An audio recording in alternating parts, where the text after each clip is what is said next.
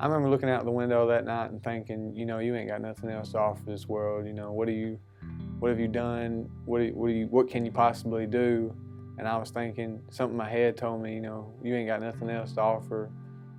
What's the point of even, you know, living? And I remember laying in my bed that night, and it's my lowest point, and I said, you know, I don't want to wake up tomorrow, and I honestly meant that.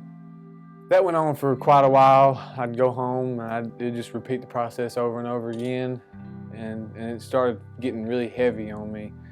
And I just, every day, I felt more and more alone, and it just got worse and worse and worse. And then one day, I was in a Bible class, and one of my friends came up and he said, you know, you want to go to D-Now this weekend?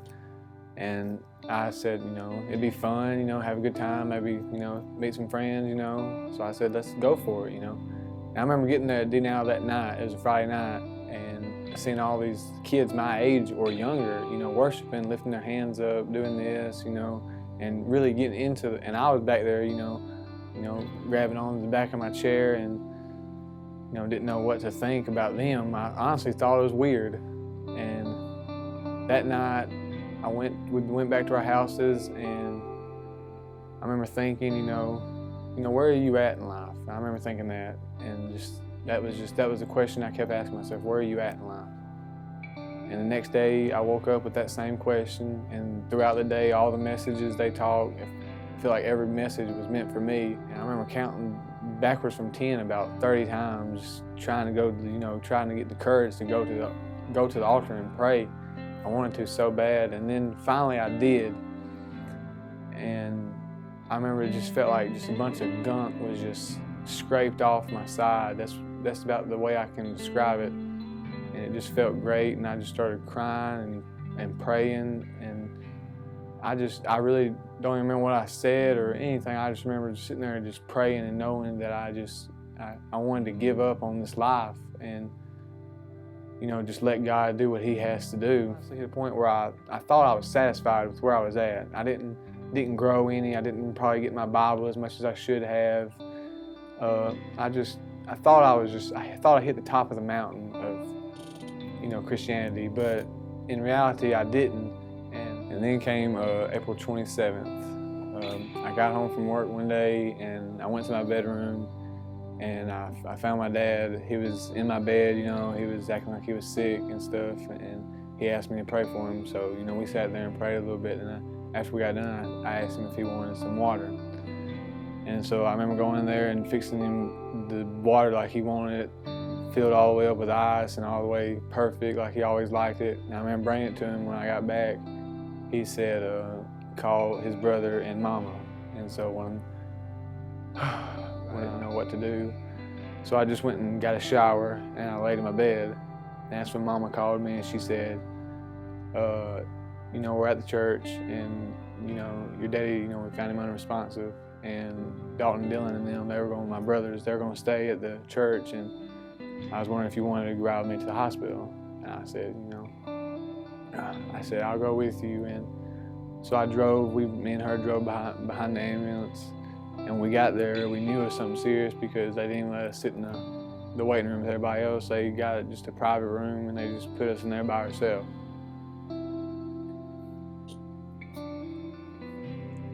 And then a little after we got there, the doctor came in, just, you know, like, honestly, it felt like he didn't even care. You know, he just said he's dead. And he didn't say nothing else. He didn't really, he said he's dead. There's nothing we can do.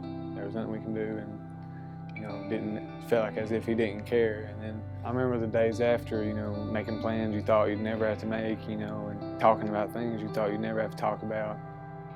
And still in that moment, you know, God gave me people, you know, that care, you know, and He'd give you people to, you know, cry, shoulder cry on. And I remember thinking, you know, I was always thankful for that.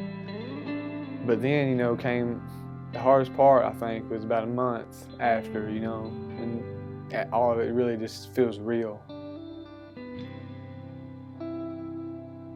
And you get to the point, you know, you wake up, you don't hear him singing no more, you don't hear nothing.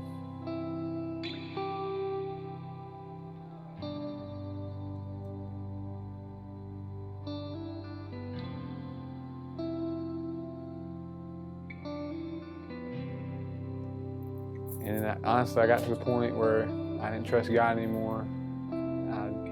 I was thinking, you know, how can you believe in a God that takes away the strongest part of your family, the part of your family that runs it, you know, financially and emotionally? I couldn't find the strength to just say, God, I trust you again.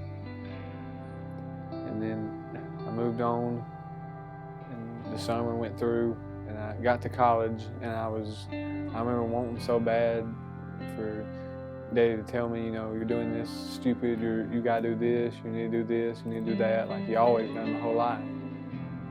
And finally one night I remember talking to somebody and telling them the whole story of everything.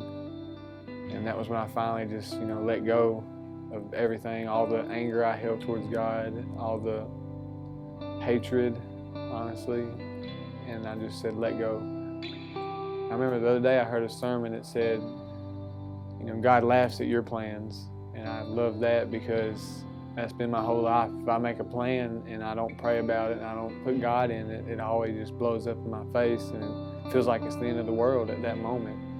And throughout, you know, my hardest moment I've ever went through in my life, and getting to the point where I didn't even trust or believe in God anymore. I didn't know what to do. And then Him bringing me back to a point where, you know, there's always a greater plan in place. He knows what He done, and there's a reason for it.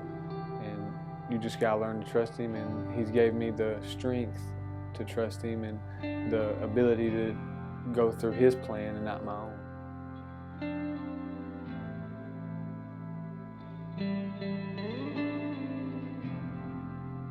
My name is Garrett Sullivan, and I am free.